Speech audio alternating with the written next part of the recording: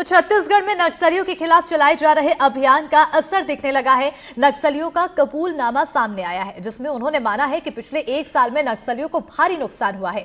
हालांकि बौखलाए नक्सली छुटपुट घटनाओं को अंजाम दे रहे हैं, लेकिन सुरक्षा बलों के सामने उनके हौसले पस्त हो गए हैं।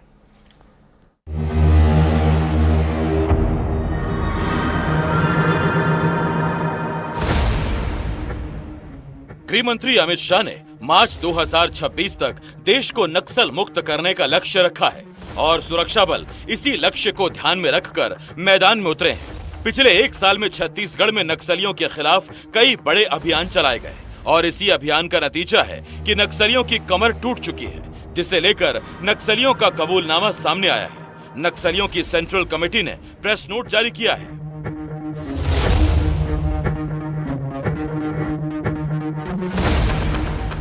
जिसमें माना है कि पिछले 1 साल में पूरे देश में 357 नक्सली मारे गए हैं। मारे गए नक्सलियों में 4 सेंट्रल कमेटी के मेंबर, 15 राज्य कमेटी के मेंबर शामिल हैं। 136 महिला नक्सली 1 साल में ढेर हुई हैं। सबसे ज्यादा नक्सली छत्तीसगढ़ के दंडकारण्य में मारे गए हैं। दंडकारण्य में 1 साल में 281 नक्सली मारे गए। तेलंगाना में 23, ओडिशा में 20 नक्सली मारे गए। बिहार झारखंड में 14, आंध्र ओडिशा में 9 नक्सली मारे गए। अंतिम सांसें ले रहा है।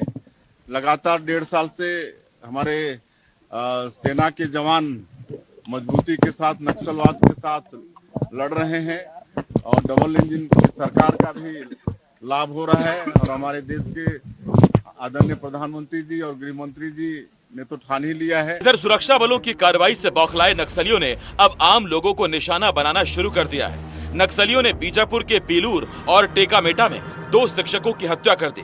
घटना के बाद से इलाके में दहशत का माहौल है।